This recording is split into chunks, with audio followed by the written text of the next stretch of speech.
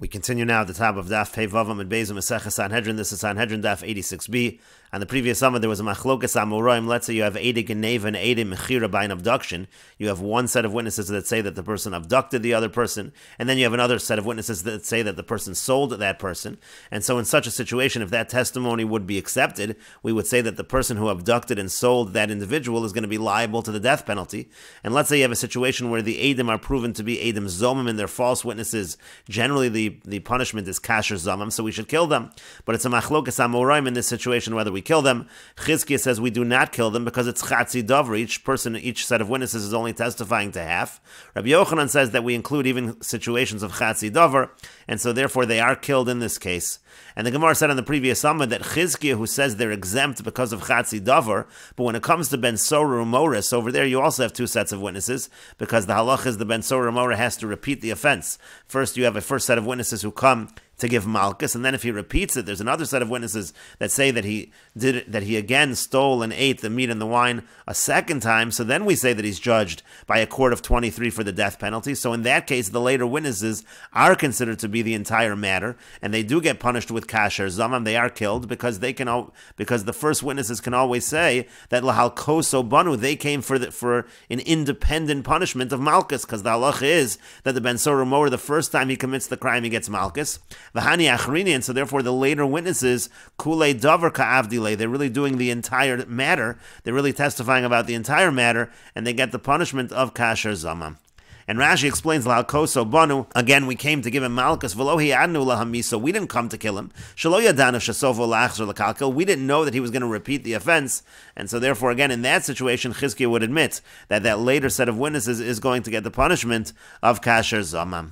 And the Gemara continues, Ma'askif lo Rav Papa. Rav Papa asks on this, Ihachi, if so, Eidei Mechira Nami, we can make the same argument by Eidei Mechira by a case of abduction. Liktale, we should say that those Eidei Mechira that they get killed. Mitoch Sheichol and Eidei Geneva Lomar, because the Eidei Geneva they can say, Lahal Koso Banu, that we also are coming, Lahal Koso to give him malchus, as Rashi says, Lahal Koso Banu ala Geneva, we're coming to give him malchus for the abduction.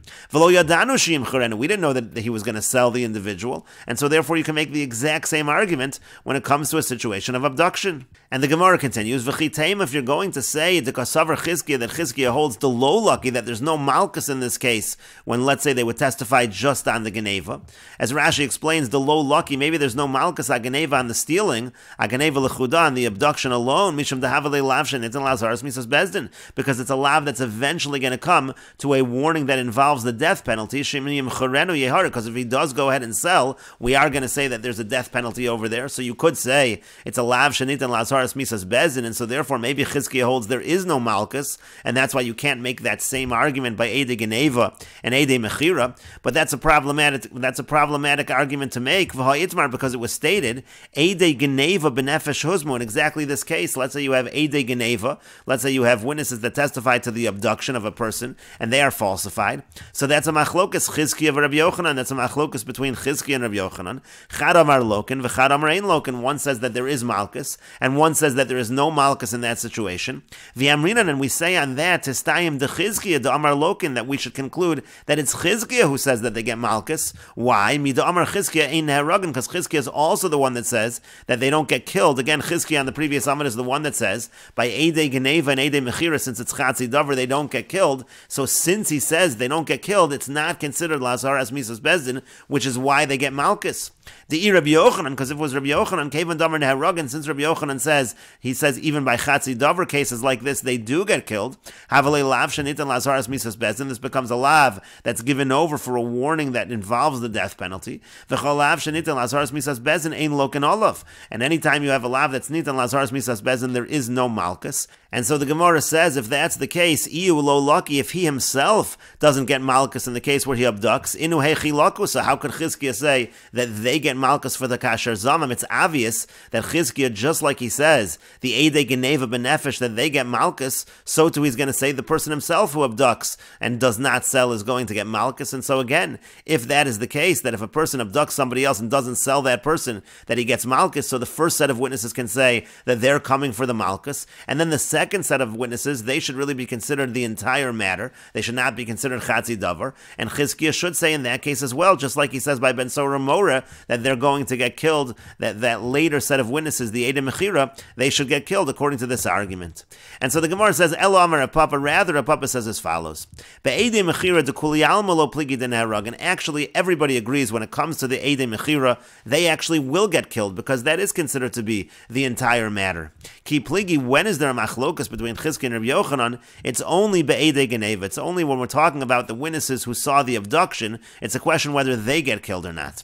Chizkiya Amar ein neharag, and Chizkiya says they don't get killed, because Geneva l'chuda kaima, Mechira l'chuda kaima. The Geneva is independent, and the Mechira is independent. Therefore, the Geneva is not considered to be capital. That part of the crime is not a capital offense, and therefore they don't get killed. Whereas the Eidei Mechira, they're the ones that get killed. But Rabbi Yochanan Amar Rabbi Yochanan says neharagin, that they do get killed. Both sets of witnesses get killed because Geneva is chalta de Mechirahi, because the Geneva, the abduction, is considered the beginning of the selling. And Rashi explains, according to Chizkiya l'chuda kaima, again the Eidei Geneva, they're considered to be independent, and the Eidei Mechira are independent. The Eidei Geneva einon boin lahargo, and according to Chizkiya, the Eidei Geneva aren't coming to kill the person. Ela lahalkosa, they're coming to give him malchus. Aval Eidei Mechira sheboini mohen, but the Eidei Mechira who come with them, v'yomrin shehisru bo lemisa, and they say they warned him about the death penalty. Monano somi malchus, they're actually preventing him from getting malchus. Umechayveno somi, and they're instead saying he's liable to the death penalty. V'havala Mechira davar shalem, and therefore again Chizkiya holds that the Mechira is considered a davar shalem, but the Eidei Geneva, they are not going to be killed. But Rabbi Yochanan says, no, aschalta de Mechira, that the Eidei Geneva, that's the beginning of the selling.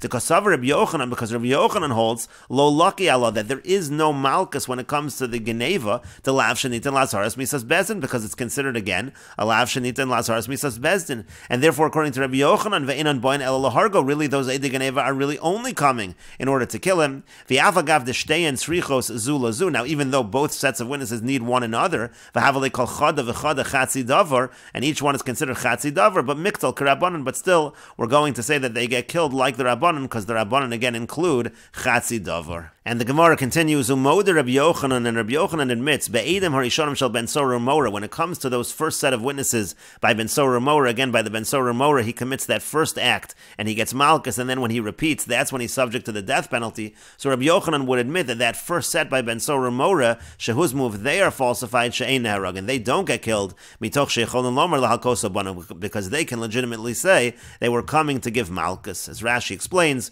Umoda Rabbi Yochanan, Be'edim harishonim shel ben Sora Mora, again, those first witnesses, Ben Sora Mora, if they get falsified, they're not killed. They're clearly coming to give malchus. Like it's written in the pasuk, V'yisro oso, it says V'yisro oso, which is referring to malchus. So again, there Rabbi Yochanan would admit, those Eidim Harishonim, they would not get killed. And the Gemara continues, Amar Abaya, Abaya says, Hakol modim ben Sora Mora, everybody admits when it comes to a ben Sora Mora, V'hakol modim ben Sora Umora, and everybody admits when it comes to a ben Sora Mora, Umachlokas ben Sora Mora, and also there's a machlokas when it comes to ben Sora Mora. And the Gemara now explains, Hakol modim ben Sora Mora, everybody admits by ben Sora Mora, be'edim harishonim, with that first set of witnesses, like we said, she'ein neharagin, that they are not killed, mitoch she'echolon lomar lahalkosa banu, because they can say they were coming to give malchus. V'hakol modim ben Sora Mora, and then also everybody admits by ben Sora Mora be'edim achronim, when it comes to the later witnesses, sheneheragim, they do get killed. Mitoch she'edim harishonim yecholin lomar lahalkosa banu, because that first set of witnesses can say they're coming from malchus. V'hani kulei davar ka'avdilei, and so therefore the later set of witnesses, they're testifying about the entire matter. And finally, the Gemara explains, Umachlokas ben Sora Mora. There's also Machlokas by ben Sora Mora in the following. Shnayim omrim b'fanenu ganav. Let's say two witnesses say that in front of us he stole. Ushnayim omrim b'fanenu achal. And then two witnesses say that in front of us he ate. There it's actually going to be a Machlokas. Rashi explains, Shnayim omrim b'fanenu ganav mishal aviv ma'os. Meaning two witnesses say in front of us he stole from his father money, liknos basar v'yayin, in order to buy meat and wine. B'pam shniya achar shalaka. This is already the repeat offense after he's been given malchus. Ushnayim omrim b'fanenu achal, and then two other witnesses say that in front of us he ate habasar b'reshus acherim, he ate the meat in other people's property. Deinu chayv ad sheyigno mishal aviv yochel b'reshus acherim. We said earlier he's only liable when he steals from his father and eats b'reshus acherim. Hanoch shtei kitos tzrichos azu lazu. So in this case, both sets of witnesses need the other. Ve'ein harishonim yichol lomar lahalkoso bana. The first ones cannot say that they're coming just to give malchus. V'havalei chatzi davar lechizkiya desavar lak Rabbi Akiva diamar ein neharagin. So according to Chizkiah in this case, who holds like Rabbi Akiva bichatzi davar, he would say ein neharagin, they do not get killed. Rabbi Yochanan damar neharagin k'Rabbanan, and according to Rabbi Yochanan, he would say that they do get killed according to the Rabbanan, that we include even chatzi davar. And the Gemara continues, Amar Ravasi says, Eidei mechira b'nefesh shehuzmu. Let's say you have witnesses that testify to the sale. A person sold another person to someone else as a slave, and they are falsified, ein neharagin, so they are not killed. Mitoch sheyachal omer, because the person himself could have said, Avdi macharti, that I sold my own slave, meaning when they're testifying against this person that he sold to this particular individual, they're not testifying that this guy should get the death penalty, because they're not testifying about an abduction. The person can simply say, I'm selling my own slave, and so therefore they're not trying to kill him, and therefore they are not killed. And the Gemara continues, Amar Rav Yosef, Rav Yosef says, Keman ozlo hashmaita de Ravasi. Who is this teaching of Ravasi? Who is it following? Rabbi Akiva, it's following Rabbi Akiva. The Yamar davar velo chatzi davar, because he says again, it's only by davar and not chatzi davar. This is half of the matter. It's only the mechira, it's not the geneva, and that's why we're saying that they're not getting killed.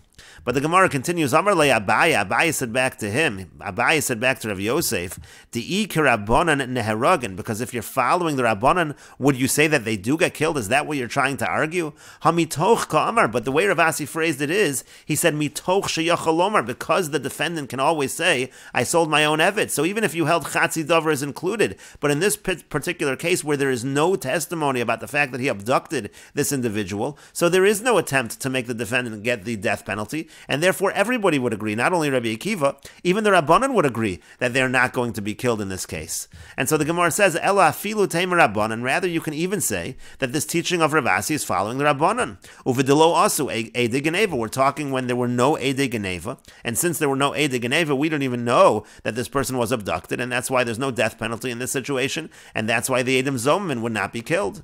But the Gemara says, if so, if that's what Rav Asi was saying, why does he even need to say that? If there's no testimony about an abduction, of course there's no death penalty, and of course the Eidim Zoman will not get a death penalty.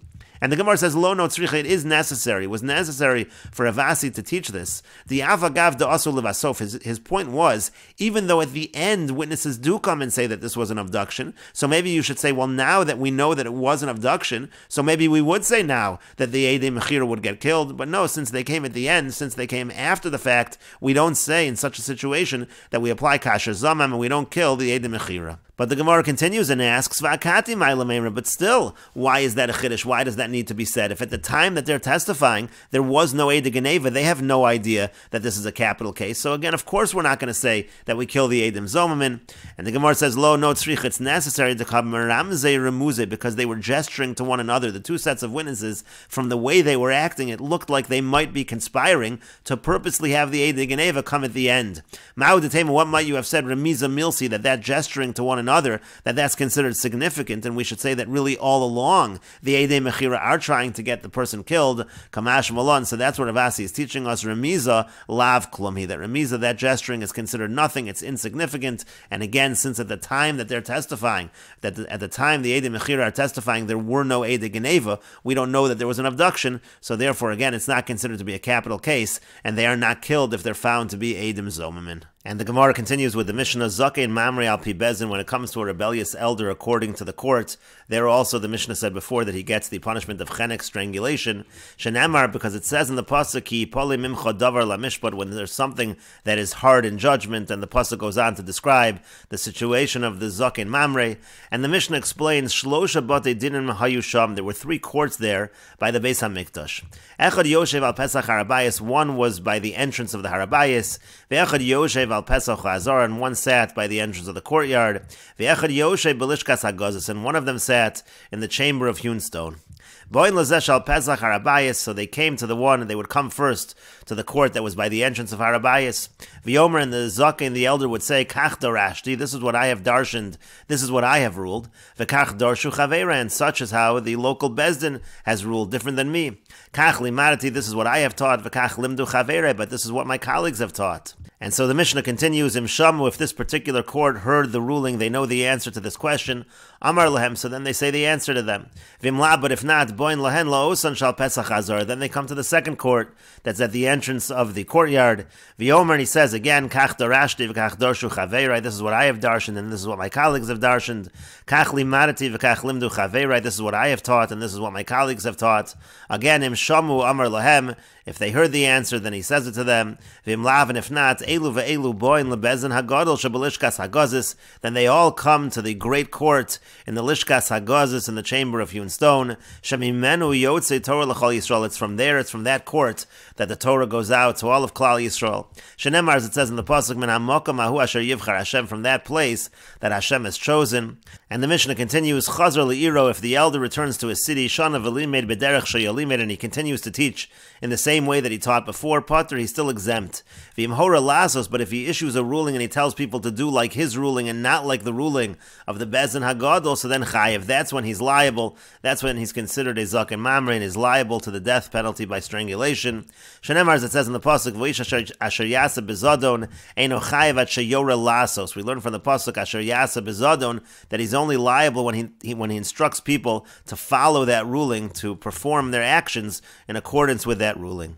And the Mishnah continues, Talmud Shahor Lasos, a student who issues a ruling, and again, it's against the Bezin HaGadol Sheb Yerushalayim, so Potter, so he's actually exempt because he's not really qualified yet to issue rulings. Nimtza Chumro Kulo, it comes out the stringency against him that he's not allowed to issue rulings is actually a leniency, because if he issues a ruling that's against the ruling of the Bezin HaGadol, he is not going to be held liable. And Rashi explains, Gimel Bate Dinim Hayu Sham Yerushalayim. There were 3 courts in Yerushalayim, the Mishtoi, Bakra, Vekamta, Ve'olisa, that the pasuk is dealing with. Echad Yoshev al Pesach Harabayis. One was by the entrance of Harabayis, Hushar HaMizrachi Shalifnim Min Achel, Lifnei Ezras HaNashim. That's by the eastern gate. Ve'echad Yoshev Lamalo Himenu Keshavru Ezras Nashim Uboin Lifnei Ezras Yisrael. And the next one was above that when they passed through the Ezras Nashim and they came to the Ezras Yisrael. Ve'echad Belishkas Hagazis. And then one was in the Lishkas Hagazis, Shibenuya that was built within the Azara, Chetzia Bakodesh, V'chetzia Bachol. Half of it was in the holy area, and half of it was in the mundane area, Kedamrinon, Beseder Yuma, like we say in Meseches Yuma.